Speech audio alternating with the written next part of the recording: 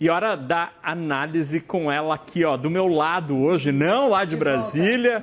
Thaís Herédia, que dia, boa tarde. Cadê o cinto de segurança? Tá precisando, mas daquele assim, de aeronave espacial. De várias pontas. De Columbia, que vai lá para a órbita. Thaís, tarifaço ou tarifinho? Será que a montanha pariu um rato? Talvez, viu? Talvez. Porque a gente estava diante de uma situação que era tão... caótica. E parecia o fim do mundo. E, assim, é um problema, obviamente, 50% é um problema. Mas os setores afetados estão em número muito menor do que muita gente, inclusive a gente, esperava. Agora, ontem, o ministro Fernando Haddad com a gente lá, ele disse uma frase, a Débora até tentou insistir com ele, mas ele disse assim, talvez o dia 1º de agosto não seja tão fatídico. Será que ele tinha alguma informação já e não quis dividir com a gente? Talvez, né? Estou fazendo uma especulação aqui. Mas a minha percepção, conversando aqui com os setores, é de que foi todo mundo pego de surpresa. Né? Não tenho indicações ainda, sei lá, ao longo dos dias a gente vai saber, mas não tenho indicações ainda de alguém que tenha feito só... sabe? Do tipo, eu já sabia. Né? Mesmo quem estava em Washington, conversei agora, por exemplo, com José Pimenta, consultor da BMJ, que também atende a comissão do Senado e que participou das reuniões lá em Washington, participou com a gente aqui na CNN em alguns momentos, eles ficaram surpresos. Então, está todo mundo correndo para fazer a análise. Primeiro, entender exatamente qual é o alcance das exceções. Então, a primeira boa surpresa, a primeira coisa que a gente viu foi todo mundo no Ctrl+F para achar laranja, carne, café, calçado, avião, e fomos, então, fazendo essa coleta aí do alívio, né? Até que sobraram aqueles setores, como carne, calçados, máquinas e equipamentos. Estava trocando mensagens aqui agora com os executivos de máquinas e equipamentos que, num primeiro momento, disseram, nossa, que alívio, mas, ao mesmo tempo, me disseram, espera aí que nós estamos entendendo, porque está muito longa a lista de exceções. Então, realmente não foi tão fatídico assim, como disse o ministro da Fazenda, Fernando Haddad, na CNN ontem. Tem uma dupla boa notícia, porque estende o prazo até o dia 6 de agosto, que é o tempo de chegada de muita coisa que já tinha embarcado. Então, tem toda uma negociação aí que pode acontecer de contratos que tinham sido suspensos. Estou trocando mensagens aqui com advogados que atendem as empresas que já estavam sofrendo com cancelamento de contratos, para saber, e aí, vai ter algum meio termo para que isso volte a ser embarcado? Então, esses setores que foram contemplados, a gente viu a reação imediata, né? As ações da Embraer, eu acho que são as mais emblemáticas sobre essa reação. Agora, de novo, né? Esse movimento todo de hoje não é uma coincidência. Lei Magnitsky, e daí logo em seguida o decreto, e aí a gente leva um susto com o decreto, e entende num primeiro momento que os Estados Unidos tinham aberto a caixa de Pandora para valer contra o Brasil, e daí vem a lista de exceções. Então, a gente precisa de um tempo ainda, mas com certeza a primeira leitura é de uma vitória política do Brasil. Porque assim, o que a gente está fazendo aqui desde o dia 9 de julho? Nós estamos cobrando sucesso e soluções, não é isso que a gente está fazendo? Então agora a gente tem que admitir que houve sucesso e solução. Isso é correto dizer, né? E a maioria das pessoas que eu estou conversando aqui, se não todos, estão dando esse crédito a Geraldo Alckmin. Porque Geraldo Alckmin não soltou uma bravata sequer, desde o dia 9 de julho, né? Pelo contrário. E ele entendeu que o papel dele, e isso fica claro, né? Que o papel dele era exatamente percorrer outra via. a via diplomática mesmo, ele não sendo um diplomata, né? Ele fez mais diplomacia do que o próprio corpo diplomático do Banco Central, do Itamaraty, que ainda tem Copom hoje, viu, minha gente? Esperem, um dia está agitado. Mas ele fez diplomacia, ele conseguiu quebrar a barreira do telefone dos Estados Unidos que não queria atender o Brasil. Então, esse crédito a gente dá a Geraldo Alckmin. E nessa história, o governo sai fortalecido, obviamente, como você deixou muito claro, né? Porque ele conseguiu avançar com aquilo que parecia não conseguir. Para a economia brasileira, os empresários brasileiros, boa parte deles sai vitorioso também. Nessa história, quem perde? É a política? É a diplomacia?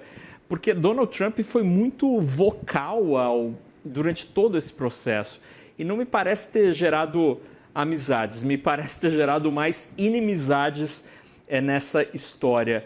Entre perdedores e vencedores, quem está nesses grupos, Thaís? Olha, eu acho que todo mundo perdeu, né?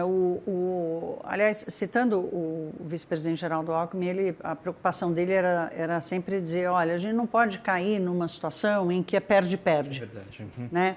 Então, assim, esse resultado não é um ganha-ganha, é um ganha-perde, né?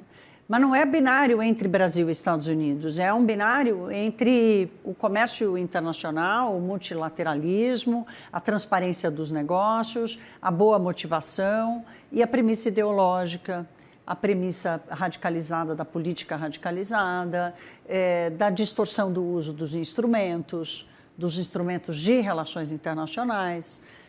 Então, eu acho assim que a conta social, a conta diplomática, a conta das relações internacionais, ela ficou muito mais cara e houve perda, sim, nesse contexto. E, gente, vamos combinar aqui o seguinte, ainda tem muita coisa para acontecer. Eu estou trocando mensagens agora aqui com gente do setor financeiro, inclusive juristas, para falar sobre a lei Magnitsky. Né? Como é que ela afeta as instituições financeiras no Brasil, por exemplo? Porque a gente está preocupado aqui em saber se o ministro Alexandre de Moraes tem cartão de crédito, tem investimento lá fora, tem conta em dólar, não sei o quê, mas há uma preocupação também da extensão da imposição da lei sobre a atuação das instituições financeiras no Brasil. Que no caso da Rússia, por exemplo, contra os russos, muitos bancos lá tiveram que congelar e suspender operações, porque a lei acabou sendo interpretada como uma extensão sobre a legislação russa. Então, nós ainda estamos num ambiente de muita incerteza, ainda estamos num ambiente de muita volatilidade. Alguns setores importantes, como de aeronaves, que, como a gente sempre fala aqui, tem muito valor agregado, da própria laranja, que tem uma condição de sobrevivência no mercado americano, respiram um pouco aliviado, mas olha, setor do aço, acaba de me responder aqui, nesse minuto, dizendo para nós já tinha 50%. Isso não mudou. Então, a gente não sabe, ele falou, o nosso entendimento é de que não vai mudar nada. O aço continua com 50% para o mundo inteiro. Aí ele fala, é um provisionamento legal diferente, aço, reciprocidade tarifária, quer dizer, está muito confuso, ainda não dá para saber.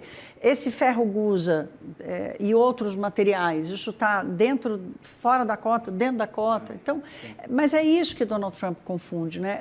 Naka, quando essa política tarifária de Trump começou, acho que você vai se lembrar, a gente trouxe aqui uma preocupação que é o seguinte, né? Qual é a capacidade, imagina o seguinte, qual é a capacidade da aduaneira americana lidar com essa regra?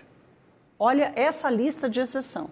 Nós vamos levar dias, não são horas, são dias para entender a dimensão disso.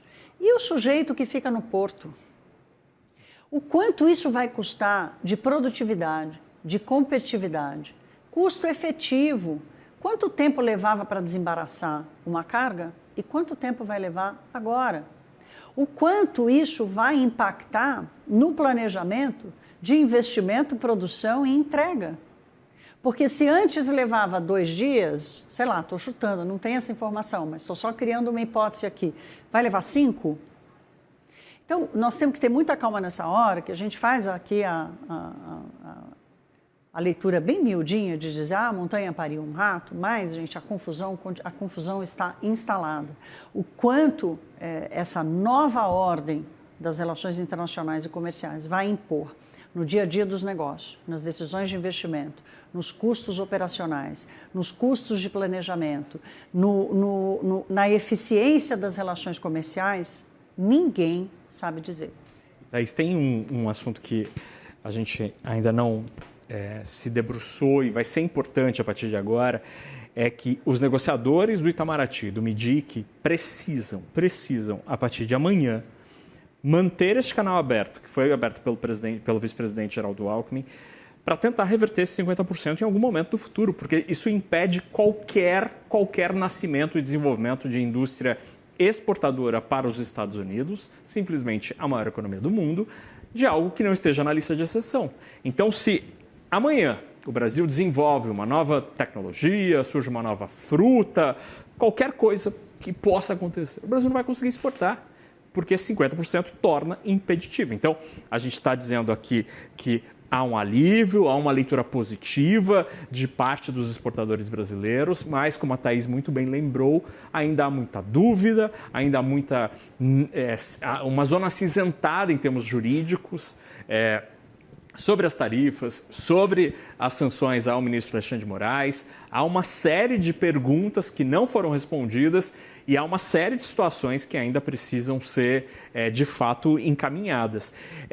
Quando a gente pensa em termos econômicos, para a gente terminar essa conversa, Thaís, será que Trump, no final das contas, foi, no tratamento ao Brasil, pragmático? Está com toda a cara, né? Está com toda a cara e certamente a pressão do empresariado americano nos Estados Unidos fez diferença, né? Alguém deve ter falado para ele, só toma um suquinho de laranja? Pois então, não vai tomar mais, escolhe outra fruta. Né? E o Trump, ele é a caricatura do hábito americano, né? Que come sanduíche, que toma refrigerante, não sei o quê. Então, fica óbvio isso, né? A mesma coisa para as aeronaves, por exemplo, né? A cadeia de fornecedores que a Embraer, que tem fábrica lá, já construiu. Papel e celulose especialmente, né? Klabin, Suzano, empresas gigantes, né? Então, nós temos que ter... a primeira leitura é de que, sim, houve pragmatismo. Ontem já surpreendeu, pela primeira vez a gente ouviu uma racionalidade econômica na discussão, quando o Howard Lutnick diz assim, olha, aquilo que a gente não produz nos Estados Unidos a gente não vai tarifar.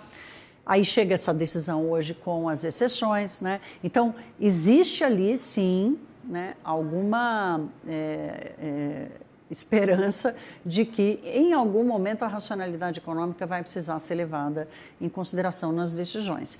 Uma coisa que algumas pessoas que estiveram em Washington nos últimos dias, para participar ou não desses encontros, uma coisa que me disseram e que eu ouvi de muita gente foi o seguinte: não é só o governo brasileiro que precisa aumentar a frequência em Washington e fazer isso, como você disse, manter esses canais abertos. As empresas brasileiras, quer dizer, acabou aquela noção de que o que está dado está. As empresas vão precisar pensar numa estratégia de estar mais presente, aumentar o braço de diálogo e de alcance, né? Um bom contrato não está mais garantido por si só. O jogo da negociação é a marca do governo Trump. Quem não estiver na praça negociando pode ficar de fora. E aí, Naka, eu fecho aqui dizendo o seguinte: isso também é custo. É verdade. Você impor às empresas, criar uma estratégia de diálogo permanente, de permanência nessa grande praça que Donald Trump está convocando o mundo para estar com ele no meio, no púlpito, dizendo quem faz o que na hora que ele quer, isso também é custo.